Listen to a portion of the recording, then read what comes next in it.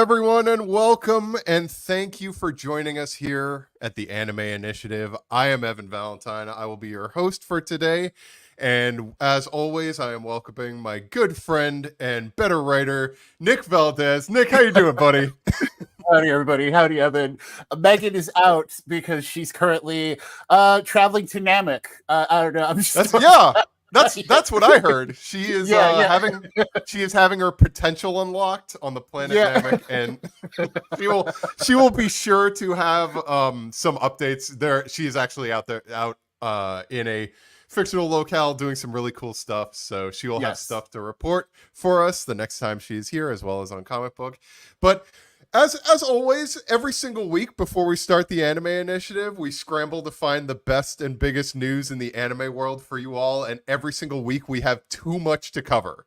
It is a serious problem where we are consistently thinking of things to talk about, where we're like, this week will be the week where we do our top 5 anime, and then nope, there's too much stuff to cover where we have to cover many things. And one of the biggest things that we wanted to start off the show with, that we wanted to cover, was one of the least surprising bits of news that came out in the past week, which is a certain anime series known as Spy Family has been renewed for season 3, following the success of obviously seasons 1 and 2, as well as the movie Spy Family Code White.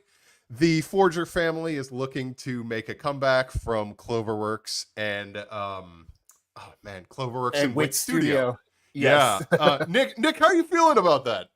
I mean, of course, it just makes all the sense in the world. Unfortunately, there's no release date window or anything to give us an idea of when this is coming, but presumably 2025, I would guess. You know, like if they're announcing it now, we'll get some developments later in the year, and then sometime in like mid 2025 would be a great place for it to show up. But season 3 won't have like huge hooks like season 2. Season 2 had that big, your assassin arc, but then we're getting a lot more of the weekly adventures that we saw in the first season. So I'm curious to see how people will react. There are developments, but it's kind of it's what Spy Family does. But I'm excited either way. Yeah, it's Spy Family's popularity. For those who don't know, when it hit the ground floor, running. It became one of the biggest anime in Japan when it came to streaming services. I think that one of the things that was able to like beat it on a regular basis was mostly like Demon Slayer, but then again, Demon Slayer is like at the tippy top when it comes to ratings in Japan and everything. But Spy Family was able to really capture an audience both in Japan and in North America. It did well at the box office with its first movie. Why do you think that is, Nick? Like, why do you think it's been able to gain such a passionate audience for it? So this is a two-pronged thing. I think, one, it's a good series. Like it literally is, like legitimately is a great, action comedy. And two, I think it's good because people are lonely. You see a happy family show, regardless of like the secrets they're keeping from one another or whatever. Like, but you see a happy family and you just kind of want to keep watching that happy family. It hit during a time where people were like, we were still inside when it came out, and it was just like, well, people wanted happy things every week. So I really think that's what it was, just a blend of like all of that put together, and that little dash of loneliness like helped really make it boom. Sometimes I wake up in the middle of the night and I wonder to myself, why can't my dog see into the future like Bond? I think that like one of the things, and you mentioned it perfectly, I think that like also one of the things that really works with Spy Family is that it's able to create this perfect balance between action and humor in terms of really weaving those together when it comes to Twilight and his espionage antics, as well as Yor and what she's up to with her assassin duties and everything. And obviously, like, Anya has become the anime meme queen. I think everybody just fell in love with Anya and her psychic abilities when she first debuted in it. So Tatsuya Endo, I believe, Yes. is still creating the manga to this day. And so for those who are hoping for more in the future, I think that like as long as that manga is still going, the anime is going to continue to keep creating seasons. So I don't think the show is going anywhere in the near future. Yeah, you should be fine. Like Yeah, we'll get more I think movies. It's fine. No yeah, danger it's gonna whatsoever. for Forger fans, you're gonna be fine. It's gonna go for Yeah. a while. Yeah. Speaking of movies, something that was added to our outline earlier this morning actually was the release of the first trailer for the live action Cells at Work movie, which I had totally forgot about. Before Yes. I forgot that this was a thing before this trailer arrived earlier. It is from Warner Brothers Japan. Warner Brothers Japan has made live action anime movies in the past, such as Tokyo Revengers, JoJo's Bizarre Adventure, Diamond is Unbreakable Chapter 1, as well as the I believe there are 5 Rurouni Kenshin movies that have released. Yes. And in fact, the star of the Rurouni Kenshin movies is in this one too, as the white blood cell. So like I think you just going off the trailer, it's because Cells at Blood, a lot of its appeal was that it's kind of like Spy Family, where you don't really expect like a lot of the high intensity action that you get there, you know, because it is like a science story. It's literally telling you this like how your body works, but then it enhances it with these fight scenes and monsters and all that stuff. And then we'll get it here in live action. I'm curious how it's going to play out though. This was an example of an anime series that I thought would kind of be really difficult to create as a live action anime adaptation. But again, I have mentioned this in the past. I do think that One Piece kind of opened up the floodgates when it came to like, we can make anything. If One Piece and the Straw Hat Pirates can be adapted to live action, I think that we can do it for anything. And like, as you can see from the trailer and the footage that is currently playing, the Cells at Work is it looks like they're able to capture kind of the spirit of the series, as well as kind of bring some of the wild action scenes to life of like the white blood cell fighting the bacteria and everything, as well as capturing some of the comedy for that. And I think that Warner Brothers Japan has done, I mean, the Kenshin live action movies for me are still the pinnacle. I don't think that like, and I think that those are the best live action anime adaptation films that I've seen so far. What do you think, Nick? What's kind of your favorite? What's the top of the charts for you in terms of live action? I also want to say Rurouni Kenshin, but Golden Kamui just came out, and I really like that one. And like, and Rurouni Kenshin, it's really tough supporting Rurouni Kenshin in any form for a very specific reason. You know, there was because reasons.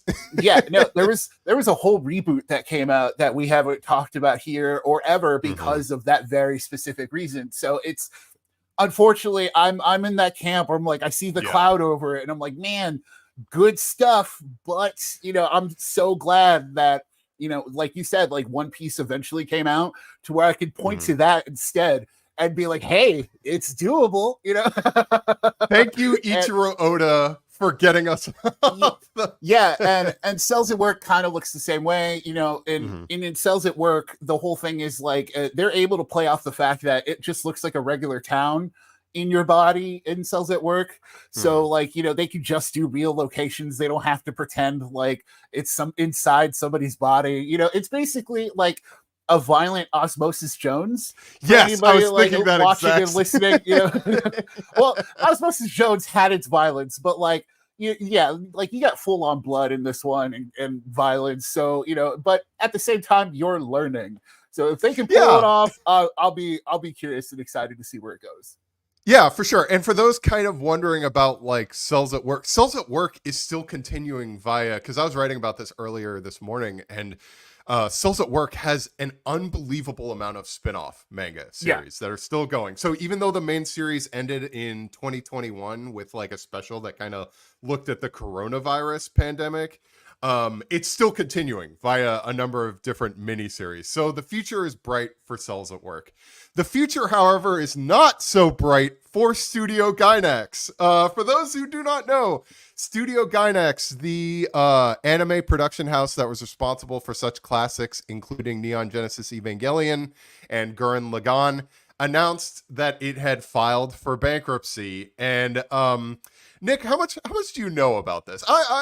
We talked a little bit about this before the podcast has started, so I can take the reins on it. But how much are you aware of what had transpired with Gainax?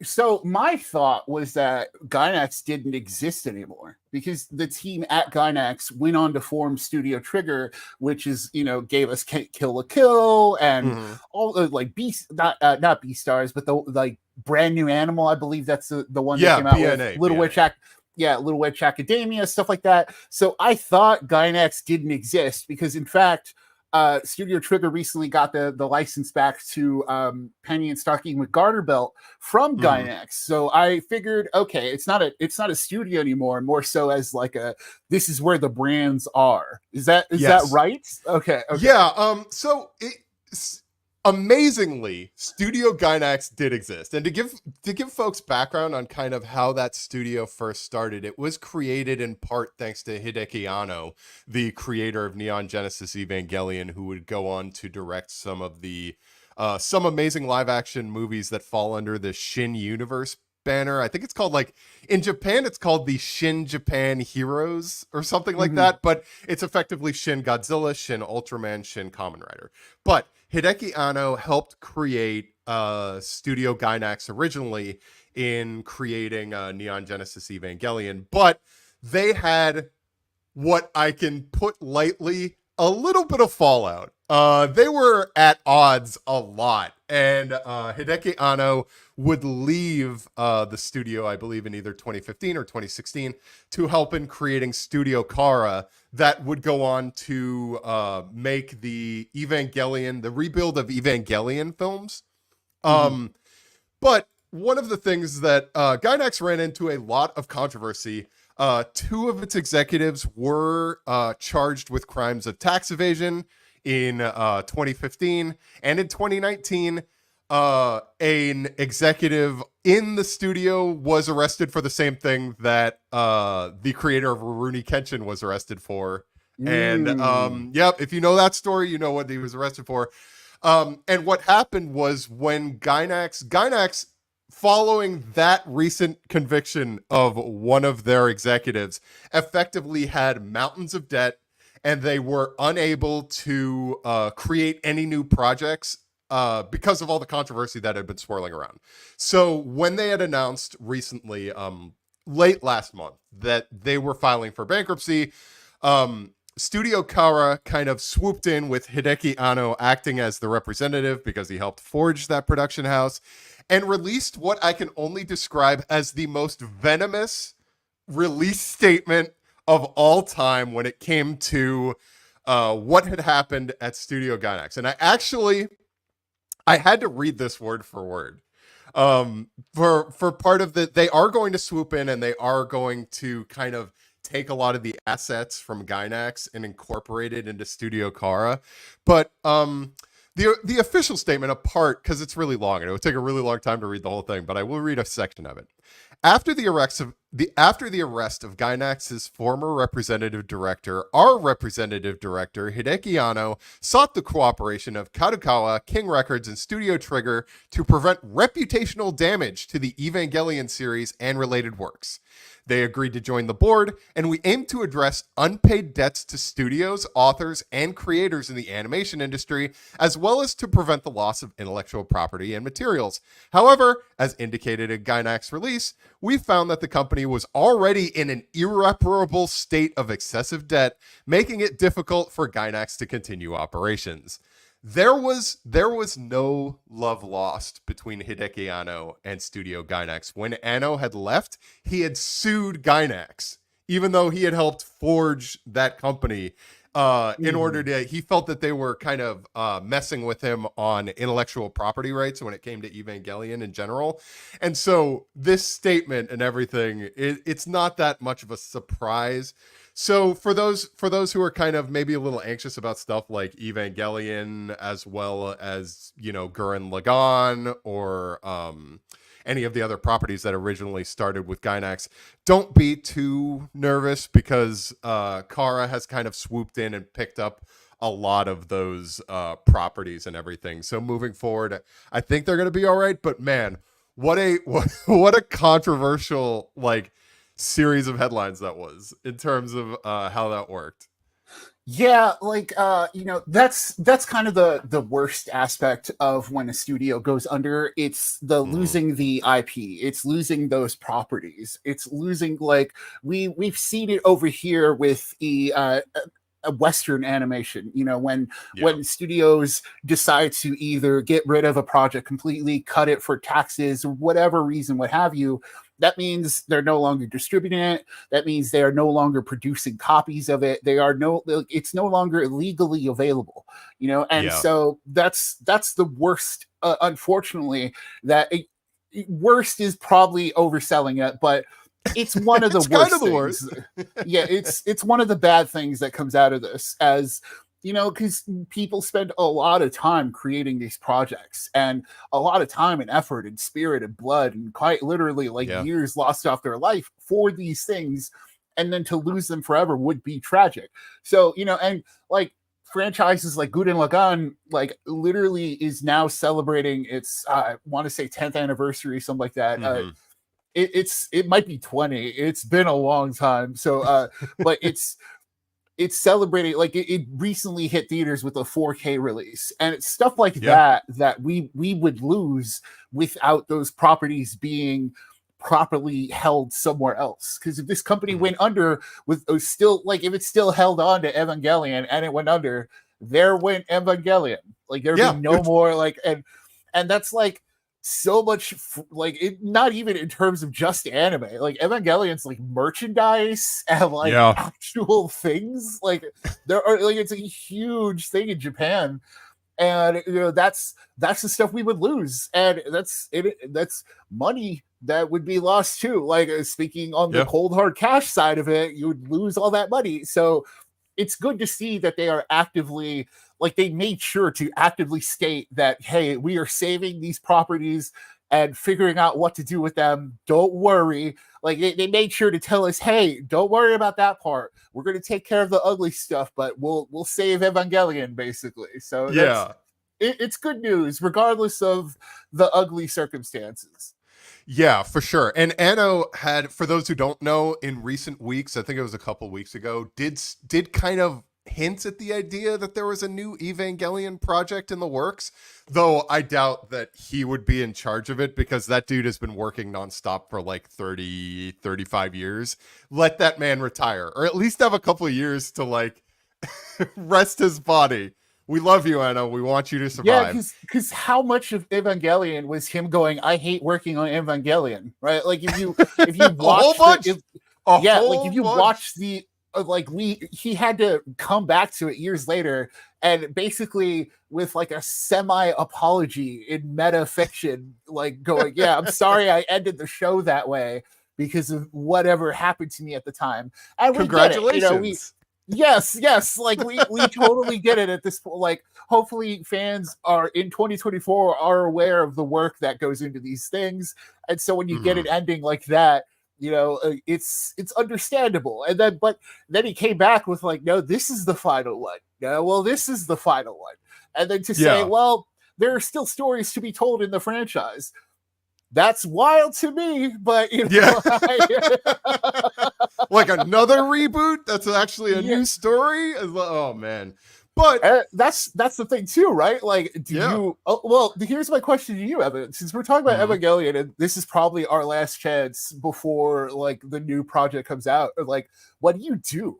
Like, what do you do with it? Like, what do you do with the new one? Because I feel like it ended, like finally ended.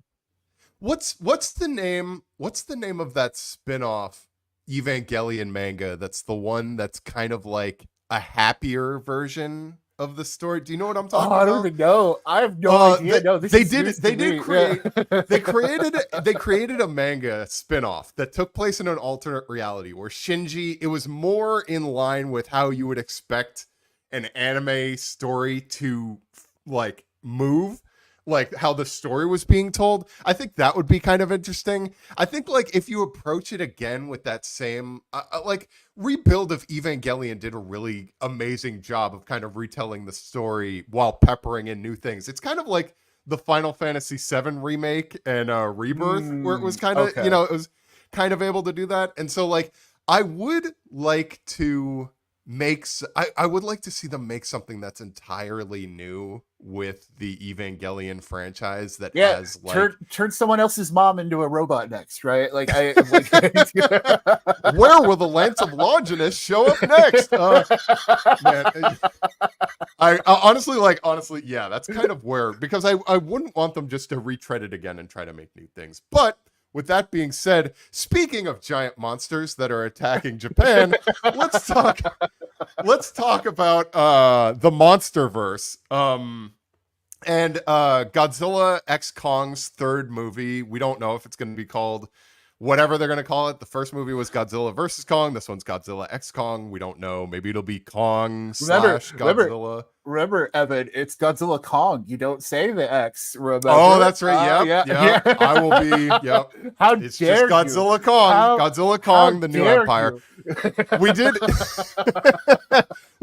We did mention in past weeks, and we talked about the fact that Adam Wingard was leaving. Adam Wingard had directed the first and second entries, and from interviews, he had seemed like he had ideas. He was hinting at the idea that he wanted to make it more focused on Godzilla, because Godzilla Kong, the new empire, let's be real, it was a Kong movie first and foremost. He was like, I think they did a breakdown of like how much screen time Kong gets, and he gets like, and how much screen time Godzilla gets, and Godzilla gets something crazy like 8 to 11 minutes in a 2.5 hour. It was like 8 minutes. Yeah. And so, a new director has been chosen for Godzilla Kong 3. We're just going to call it Godzilla Kong 3 for now. And it is Grant Spatore. Grant is actually a director who doesn't have a lot in his resume. He doesn't have a lot of projects. The main thing that he had directed a Netflix movie called I Am Mother. And Nick, have you seen that? Have you heard of that movie before? Nope, never heard it. No, never heard of him. Okay, never heard of this movie. And my comment on this is, he broke his silence and basically said, "Hey, like now that the news is out there, I'm grateful to join the Monsterverse," and he seems very excited. So I'm excited that a director is excited to join the Monsterverse, right? It's not like, I think that's the most exciting. Like, it's not like, oh, someone going in and being like, I'm here. Fear not, for I am here. No, I mean, like, honestly, he's going to have to say he's excited, but I would recommend, like, Nick, I would recommend that you and folks who haven't seen I Am Mother, check it out. What it is, to kind of give you a background of what that movie is. It's a Netflix original movie. It takes place in a futuristic kind of bunker that sees a robot raising a little girl from inception and following her in her life, as you just kind of see the relationship between her and her robot mother while simultaneously learning about the world outside. And if you watch that movie, you can kind of get an idea of why Grant was chosen to direct this movie, because it looks gorgeous. The special effects are on point in terms of how the robotic mother kind of like interacts with the main star, is Hilary Swank, kind of reacts to her, and like how the story plays out and the science fiction at work. It kind of makes sense why they would pick Grant to kind of direct the next kaiju movie, because he did have experience with this science fiction movie. I think that like the Monsterverse is kind of, with this decision, to me, is kind of pulling an MCU, where they are they see something in a lesser known, maybe more inexperienced director, but they see that thing and they're looking to nurture it to kind of help facilitate their universe. And we've seen that before with the Marvel Cinematic Universe, of course, with the Russo brothers, who helped, started with Captain America Winter Soldier.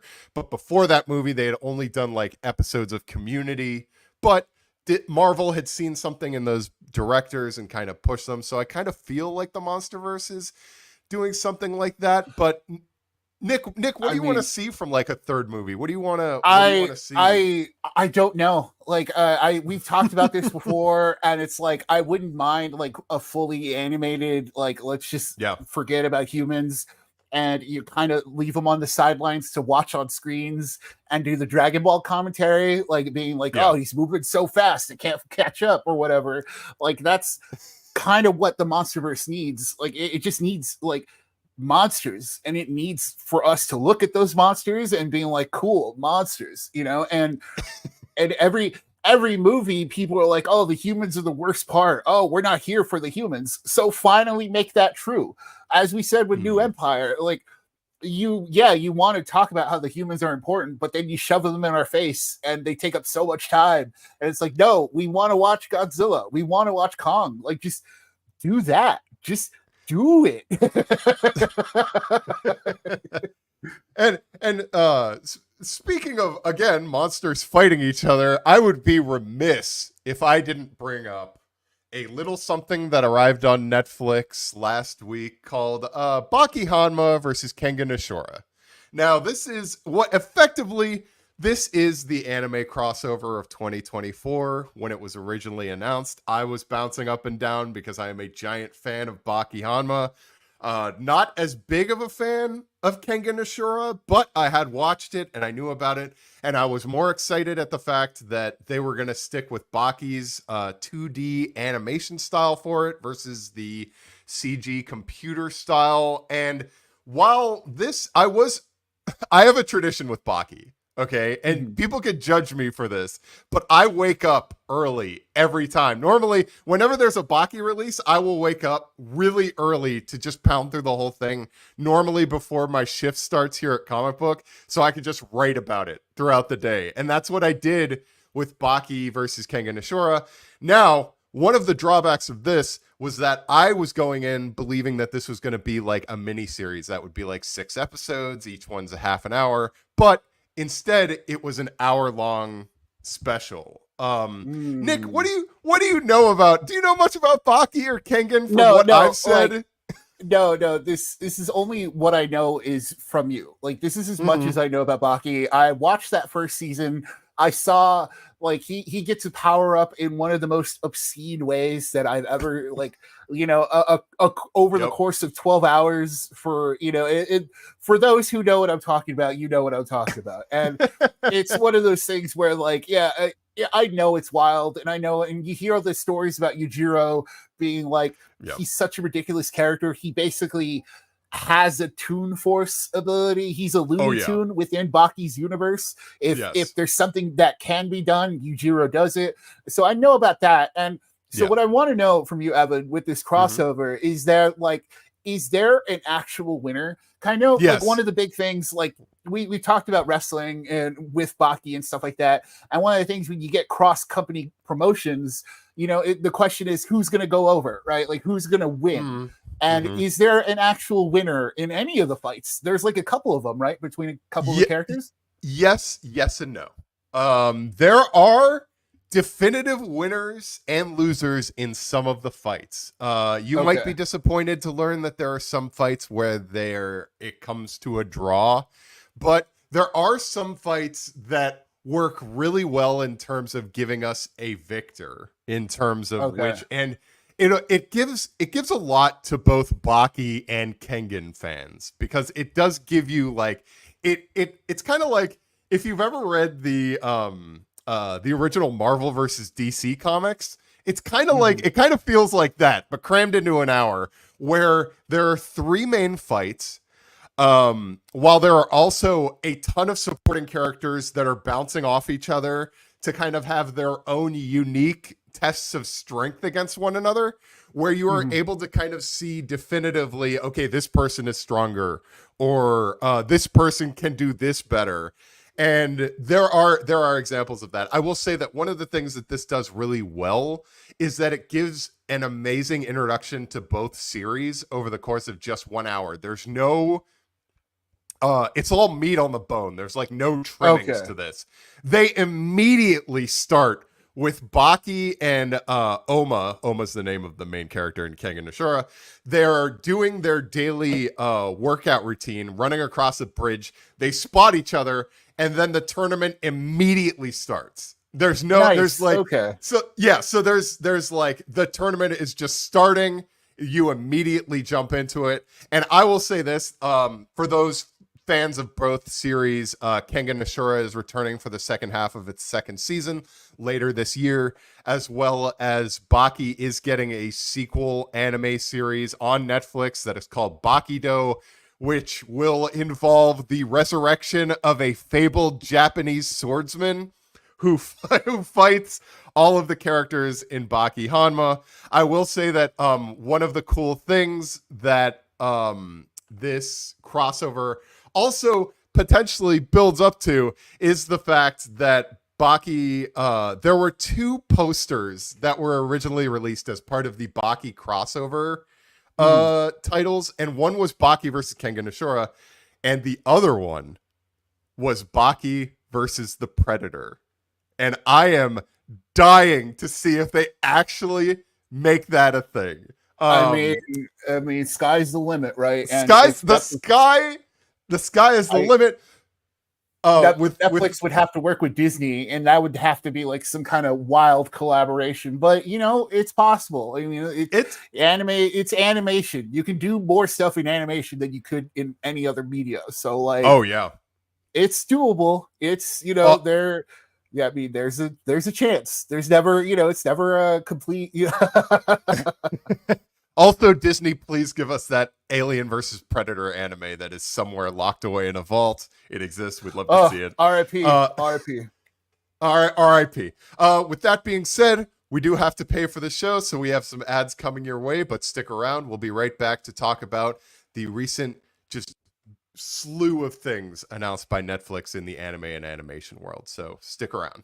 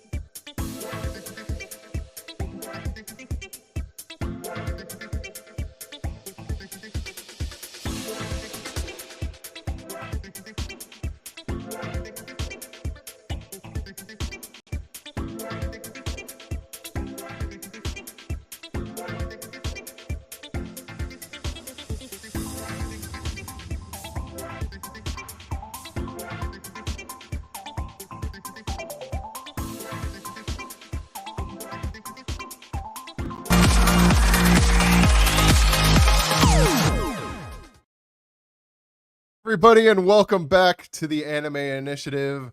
We have our major thing that we are going to be covering in the latter half of this episode is, of course, last week, Netflix had released kind of a trailer / slate of numerous animation and anime projects that they have coming on the pike both this year and in 2025. It's next on Netflix. It was an animation breakdown, and it just showed a veritable bevy of just countless different projects that they're working on that they are set to release. I think that we'll probably start off with one of the biggest ones because there was news that was released earlier today about this one, and that is that they showed us our first trailer for Arcane Season 2. For those who don't know, Arcane is based on the gaming series League of Legends. It is also an absolutely fantastic, amazing animated series. Its story is just killer, and the animation, it uses a CG animation that is just to die for. And it has announced that the next season, Season 2, will be its last. Nick, how do you feel about that, man? I have not seen Arcane.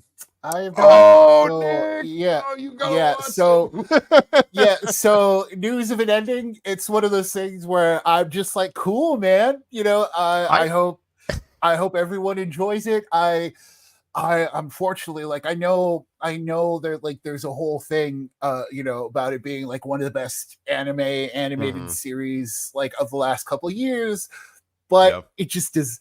I'm sorry, like, League of Legends, like, that whole universe just does not appeal to me, even with So like the stars behind it. You have the star of like Yellow Jackets and Fallout, and you have like a mm. Marvel star in there. And I'm just like, cool, man. Like, everyone enjoy. I'll see it if we have to, if we have to do it for work. I will eventually see it. But I'm sorry, I'm just not Oh man, feeling no, it. it's okay because I could talk for hours about this show. So Okay. I'm actually a lot like you on this because I actually knew nothing about League of Legends like at all. I knew in terms of I knew how what the game looked like, and but I had never played it myself. And so when I heard about this initially, I didn't jump onto Arcane when it first arrived. But when I started hearing about all of the reviews that were coming in that were saying this is the best show of the year that it was released, can't wait for the next one, and I watched the first episode and I was absolutely blown away. You don't need to know anything about League of Legends to get into the show. It's way it's way more like I'm trying to describe the story. It's way more complicated and emotional and character driven than you might have thought when you were looking at it initially. I think that like it goes to a lot of places that I've never seen any show before go. It handles its Mhm. characters so well. And so when they announced earlier today, I was a little bummed at the fact that they're essentially saying that hey, season 2 is going to be the last one, but it's understandable because it took them a long time to go from season 1 to season 2.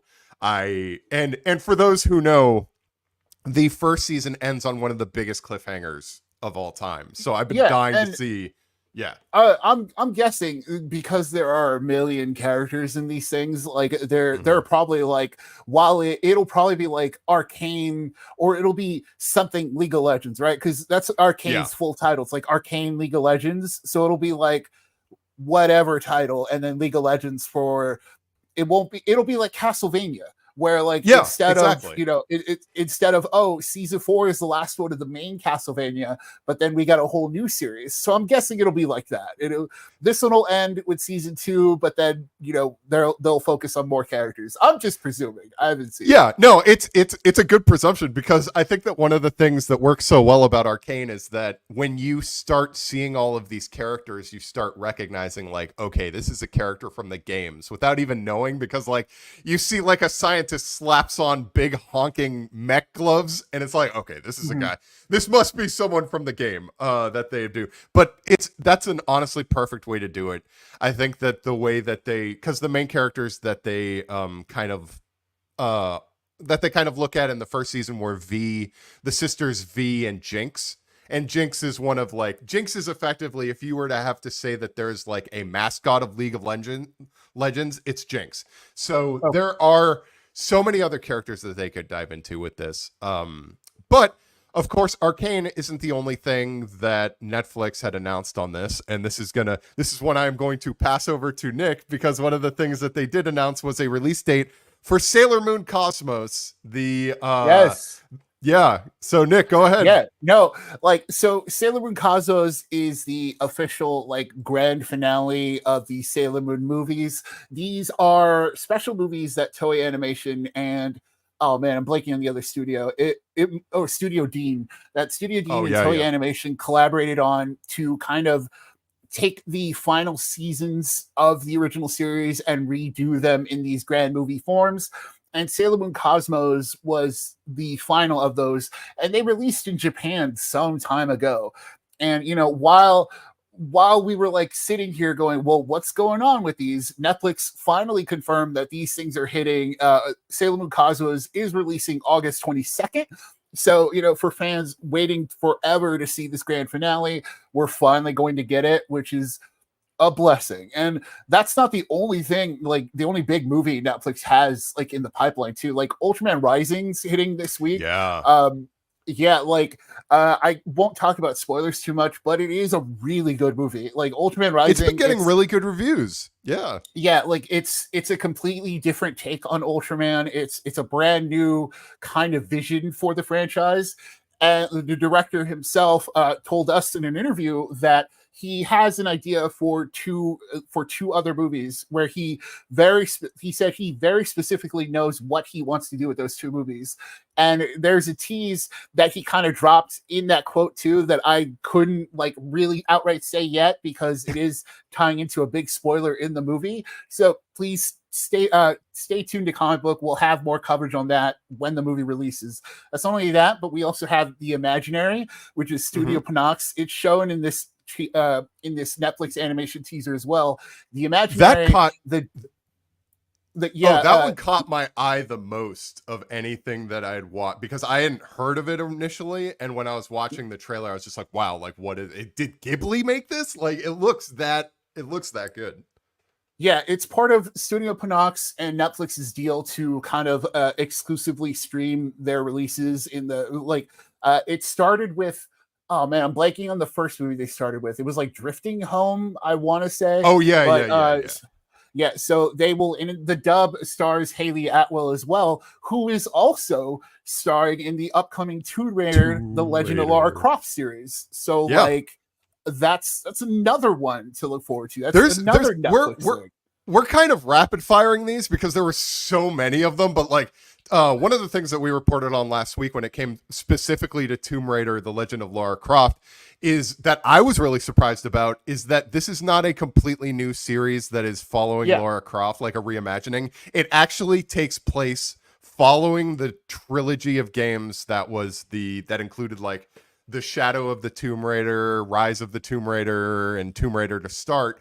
So that's really interesting that they're going to like they're basing this on the gaming universe that was already established and kind of filling out from there. So I'm like anxious to see kind of where they take it. One of the things that Netflix, when it comes to pre-established franchises that already exist, that they're looking to create new animation for, one of the things that they released new information about was Terminator Zero. Terminator Zero is, of course, the anime from Production IG, the studio responsible for Haikyuu and Kaiju Number 8.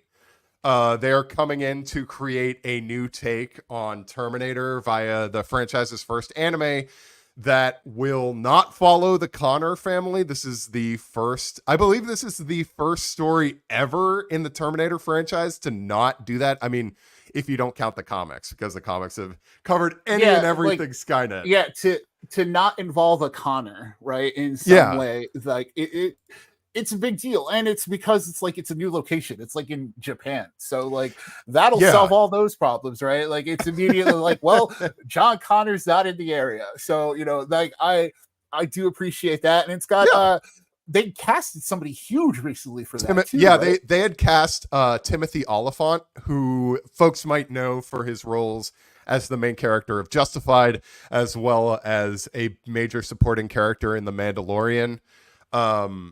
And he's also he's just one of the greatest, right? That's also the thing. Everybody perks up when they hear about Timothy Oliphant is going to be in something. Yeah. So this is like one of those things where it's like, oh, he's going to be in the Terminator. He's going to be a Terminator. Oh man, I got to check this out. I think that like that's really cool. They released some new images in terms of, I think that obviously we had reported that Terminator Zero is kind of looking to lean more into the horror feel of the original movie versus more of the action stuff. So like from the images that we've seen so far, the Terminator with like half his face is missing. I think that's kind of a trademark of the series, but I think that it kind of really works here in terms of showing how terrifying these walking machines can be. Speaking of war, This one doesn't take place in the future, but it does take place in the past. One of the things that Netflix did confirm was the next project for Studio Orange, which is something that we had been writing about for a couple of weeks because Orange had been hinting that they were working on something new following their success with Netflix Netflix's Beastars, as well as Trigun Stampede. They showed the first footage from their next series, which is Leviathan, which is actually, I didn't know this originally when I first saw it. I thought, oh, it's like an original, completely original thing. But no, this is actually based on a trilogy of novels that actually take place, an alternate universe that takes place right before the beginning of World War One.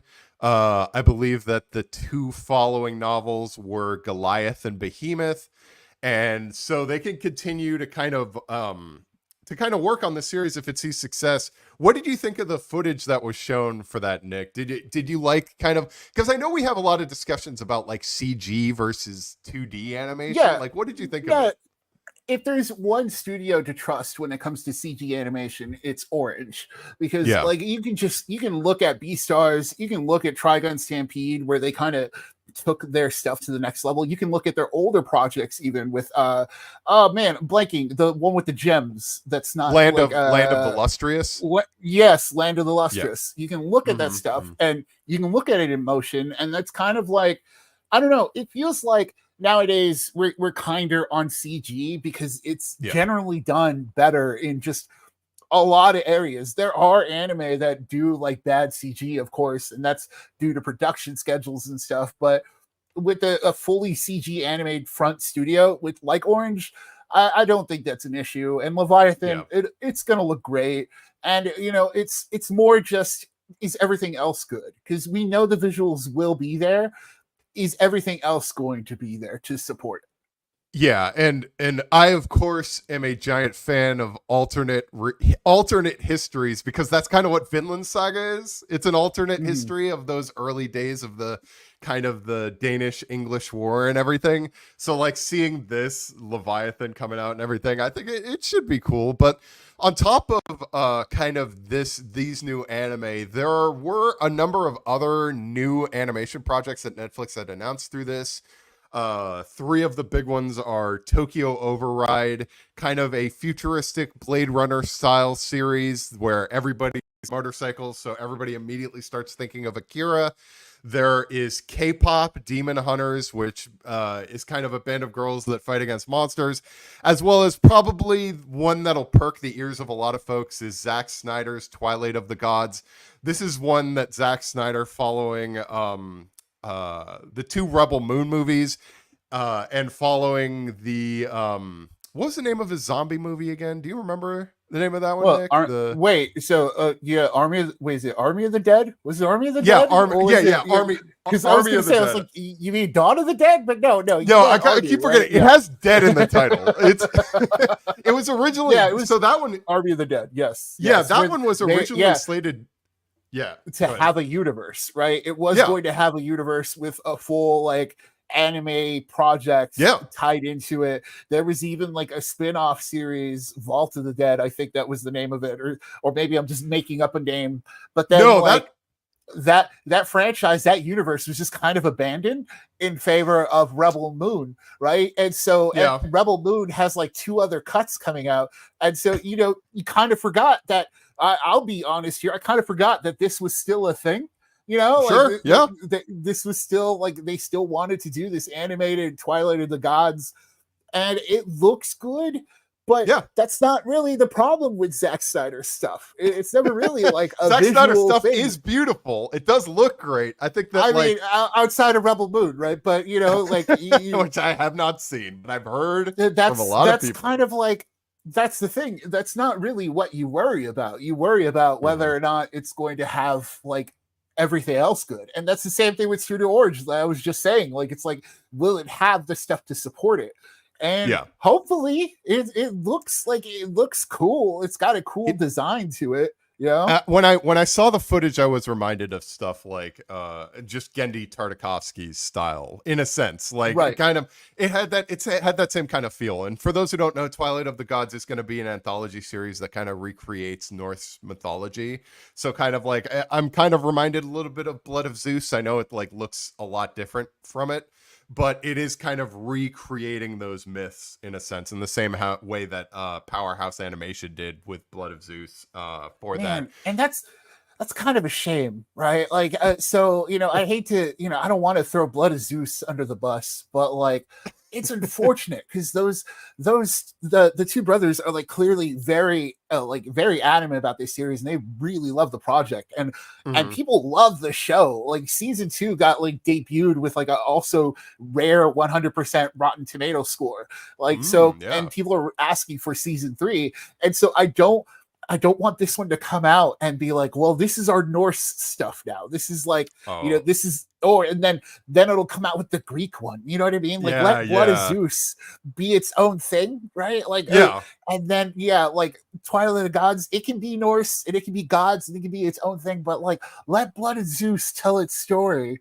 That I mean, I'm sorry to throw that all out there, but I'm like, that's my worry. Like, I don't want like, a god anime series to bury another god anime series. You know what I mean? I think that kind of is the perfect transition into our next kind of thing, is the idea of looking at Netflix as a whole when it comes to animation and anime. How do you feel about like their current output, not just when it comes to animation, but like anime in general? Do you think that Netflix still needs to work on stuff when it comes to kind of their animation slate? Yeah, I do think so. Like, we've discussed about this, about like just calling things anime, and that's part of the debate where it's like, if I'm Netflix and if I'm selling a show like Tomb Raider, I'm gonna look at that and be like, oh, I'm gonna call it anime because, like Megan said last week, the number's still in my head that it was like, what was it, 6 billion hours or whatever? So like, many. Anime's a big thing. Who knew? And spent watching anime, so I would call it an anime. And that's kind of like what you look at all these animation projects and you're like, well, just call them anime. And that's kind of Netflix's issue, because you'll have stuff like Dandadan, which is, or Dandadan, or Dandadan, or depending on however they decide. They don't say it in the show, like, which is the problem. Like, we don't know how to pronounce it yet. Is it a sound effect? Is it a thing? And so you have a show like that making its debut this fall with Netflix, and like it's going to have an early premiere in Anime Expo. But you have a show like that from Japan, which could be one of the biggest things ever. But then also, if it comes out at the same time as all of these other projects, what's going to be the one that sticks out? Netflix their problem right now is that they really don't do that. They don't do focused marketing. They don't do, like, unless it's like one of their hits, like Bridgerton. If it's Bridgerton, you'll see like a million tweets about it and every little thing. But if it's a show like Dandadan, and if it's like it comes out, let's just say at the same time as like K-pop Demon Hunters, you're gonna get like one tweet of each, maybe, and then that's kind of it. And they're kind of meant to like sink or swim on their own, and that's sort of the issue. Is that they have a huge library and they have a huge, vast thing that people will watch, but it's also not like they're not sitting there telling you, "Hey, watch this one." Everyone knows the issue. Like, you look at Netflix and you're sitting there, choice paralysis, right? You're looking at the anime and you're like, well, am I going to watch a new show like Dandadan, or am I going to watch One Piece, the show that I know about already? Or, am I going to jump into Twilight of the Gods or Blood of Zeus? Oh no, I'll just watch One Piece, because it's like, that's the show I've been watching and I know. Like, that, I think, just boiling it all down, I think that's what they need to fix. Is they need to be better at telling people which shows to watch. You kind of have to hold our hands a little bit, right? Yeah, and I think you mentioned it perfectly, because I was like, that's the best thing to touch upon, because it's just like, you have these amazing properties and it's clear that you recognize, like, the fact that Dandadan is going to be a Netflix exclusive, like, good for them. Honestly, like, good for them for the fact that they recognize that this is an exclusive thing. People love anime, and they specifically, this is one of those series that everybody has been waiting for. And like, getting Science Saru on this show specifically is an amazing decision, because like, they're Science Saru. They've created some absolutely amazing series. But please, Netflix, please market these things. The fact that the fact that Baki is so big, I'm still astonished by, because there's no marketing for it. Where's the marketing for Baki Hanma? Or like, did they even tweet that the crossover came out? You know, like I didn't know the crossover came out till you told me. And I was like, oh wait, yeah, and I work here. You know, yeah. I mean, and I didn't even know that it was like an hour-long special before I jumped into it, which is something that I feel like people should have been made aware of that, and like there could have been all of these events that were set up. And now credit where credit is due. Like I did mention that like Down to Dawn, they are doing the exclusive thing, but another thing that I do have to give Netflix props for is that they are sticking to the weekly release stuff, especially for One Piece. You did mention that like, yeah, people will just watch One Piece versus some of the original stuff, but the fact that they recognize that, hey, we have to do this if we do this on a weekly basis where we're releasing One Piece like at the same time as when it airs in Japan, this is going to score us points with anime viewers and everything, as well as have the added effect of boosting the live action adaptation. So like, it just kind of works. It's a win-win. Yeah, and that's the thing. Like, you look at some of the other niche anime services that are purely for anime. Like, you look at Crunchyroll, you look at High Dive, and those, like, just social media alone are like, here's a show that we have. Look at this show that we have. You know, yes. Netflix. And the thing with Netflix is that it's just not managing just anime. So that's the issue, is like, are they going to promote Baki Hanma versus Kengan Ashura, or are they going to be like, hey, here's Bridgerton again? And that's kind of the thing. All of it. We can live in a world where, yes, with thousands. Baki Hanma versus Bridgerton. Yeah, you can have it. Like, you can have it all, Netflix. And that's kind of the thing, is like, you know, you look at Delicious in Dungeon, which has been one of the most talked about anime this season. Started out earlier this year, but it's all done, like, it's a lot of fans. It's fans keeping that thing going, because and that's what you said, like, about the weekly releases. You know, that's key to keeping fan conversation going. But sometimes you need a company to kind of guide that conversation forward. Yeah, someone at Netflix has to be like, hey, don't miss this show that has Blood is Zeus again. I'm just gonna throw it out there again. Don't miss this show that's sitting at 100% right now, right? Like, just it needs to guide you just a little bit. Just a little bit. And you'd mentioned kind of a little bit earlier about different streaming services. Obviously, like Crunchyroll is Crunchyroll, but I gotta also give props to High Dive, because High Dive released Oshinoko, and that became like it became the biggest thing for High Dive, but it also became one of the biggest anime things. And they've done a really good job of kind of like getting that out there and introducing people to it. And like, the numbers are going up, and that's what we want. We want that for every streaming service. We want more anime to be seen by more people who aren't necessarily anime fans, and to like ride on the success of other properties. And like, hey, if you like this live action thing on Netflix, maybe you should check out this anime thing. It's no longer niche. You can watch it. You can check it out. You might dig it. Who knows? There's an anime for everyone. Any final points on that, Nick, in terms of messages for Netflix? Yeah, on top of that, I would just say that you can't, like, the point of making those Western animated shows, market them like anime, is to kind of bridge that gap, right?